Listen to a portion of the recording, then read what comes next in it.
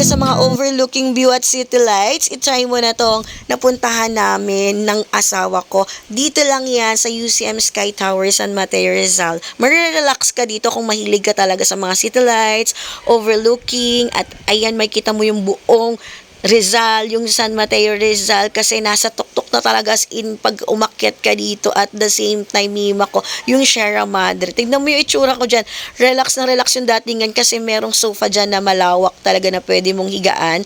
At the same time, meron din yun, yung mirror na yun is nakakalula, tatapakan mo siya, pwede kang dumaan dyan. At 10 maximum capacity lang din to, mima ko, ha. Ayan, tingnan mo yung view kung breathtaking talaga, as in breathtaking talaga. Ayan, yung city lights, at the same time yung ibaba, makikita mo talaga as in yung buong Rizal. Kung mahilig ka sa mga overlooking, ay pwede to sa'yo. Kung mahilig ka makipag-date, ayan, tapos dali mo yung jowa mo rito, ay pwede din itong rentahan, mga mima ko. Ayan siya, tignan mo yung view, napaka-breathtaking at napaka-relaxing din talaga. So, sa mga hilig maggala na mga ganito at ganito yung gustong trip, pumunta ka na rito sa UCM Sky Tower Adventure.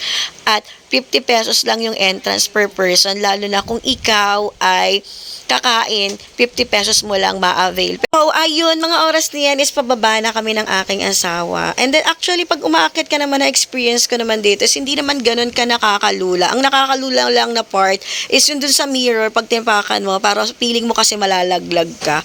So, ito talaga yung buong view. Ayan, may kita mo yung itsura ng city lights, overlooking as if. So, ayun, mima ko.